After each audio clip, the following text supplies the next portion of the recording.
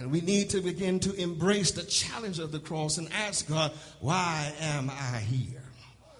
Who is it that I need to minister to? Who is it that needs to hear my testimony? We have to understand, if God puts me into the situation, he knows that then I can come out of it. Because if I could not come out of the situation, God would never have put me into it. So if I'm in something right now, you have restitution and understanding that God is going to bring you out. When you understand affliction and sacrifice cannot be, again, misunderstood as affliction. Affliction and purging, as John 15 says, is Jesus' words, that I am the vine and you are the branches, and my Father is the husbandman. When he allows us to understand that there's nothing that you and I can do outside of the power of Jesus.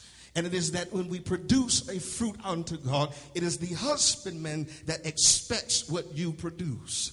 He is the one that has the anticipation. He is the one that's looking at your fruit to see if it's good and acceptable. Because every sacrifice is not, as Romans 12 says, holy and acceptable. Now, I learned this from Bishop Clarence Moore, that understanding that there are people who are not of the same faith as we have, and therefore when they pray to God, it might not be Jesus. They pray to a God that they have given their own deity, who they think has power and authority. Lord, help us tonight. He'd have to understand then that any gift that's set aside by reason and right, it can then be declared holy. But it doesn't necessarily mean that it's holy unto our God. It means that it's been separated and set apart for a specific purpose. It is kindred to the word sanctification. But when you understand then, it makes the difference between the sacrifice of Cain and that of Abel. Because he, in his mind, gave God what he thought was good, but it was not holy and it was not acceptable. Oh, God help us here.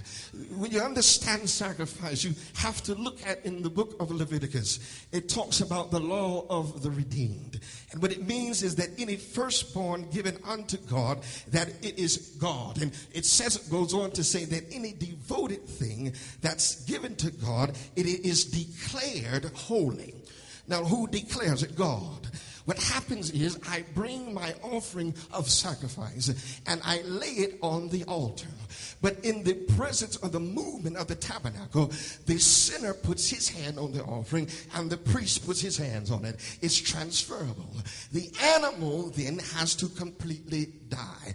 And this is the reason. They put hooks on the four corners of the tabernacle, of the ark, of the altar, and allow the animal to stay there, and they could not move forward in the progression of the tabernacle of the offering of God until it died.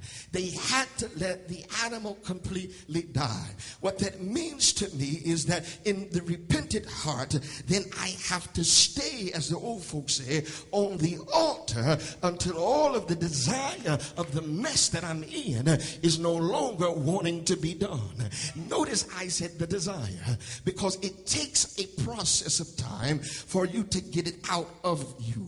But the mind has to be resolute to the point that I'm no longer intended on going the wrong way. It is here that again we have been called to offer ourselves a holy and acceptable sacrifice unto God. It is here that I have to allow my life to be changed. Because once the offering dies, once it is dead, that's when the hand of God touches it. And the moment, not a second sooner, that the hand of God touches it, he calls it holy. It is here then, it understand the law of the redeemed, that anything that God has, can you imagine reaching into your hands into the pockets of God and taking back something that you gave to him? Again, the sacrifice has to be something that you will never see again, and you're all right about it. Giving a sacrificial offering is not a sacrifice. It may be hard and it may be challenging to you, but it is not a sacrifice. Because if I gave $200 as a sacrificial offering, you in your lifetime, sooner or later, will get $200 back. But when you offer a sacrifice unto God, it has to be something that you no longer will ever see again in your life. Paul says it like this: did you not know that your bodies are a living temple, a sacrifice? For you were bought with a price, and you are not your own. You have given your life to God, and therefore you don't have the right to do anything and everything that you simply want to do. God help us here. When affliction and purging is misunderstood, as Jesus suggested, John chapter 15, it allows us to know that again he will discipline us, as Bishop said in his Bible study this morning.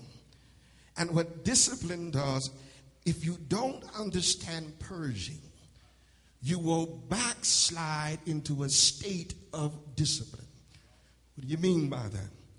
If you take a child and they're getting older and they want more things, they want cell phones, they want things that require accountability and responsibility.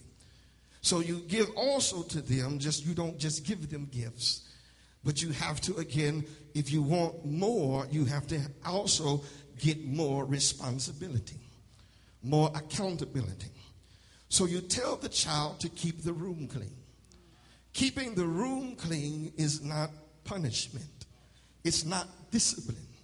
But if I don't understand purging, then I will fall back into a state of discipline. All because I don't understand what God is doing in my life. That I begin to look at the problems as God being vindicated against me. I begin to be angry with Lord, because you said, God, that I was coming out. You said, God, that with your stripes I'm healed. You said, God, that my daughter was going to get off drugs. All of these things, if you don't understand purging, you will begin to distance yourself from the move and the purpose of God. And then now God has to discipline you to get you back to the place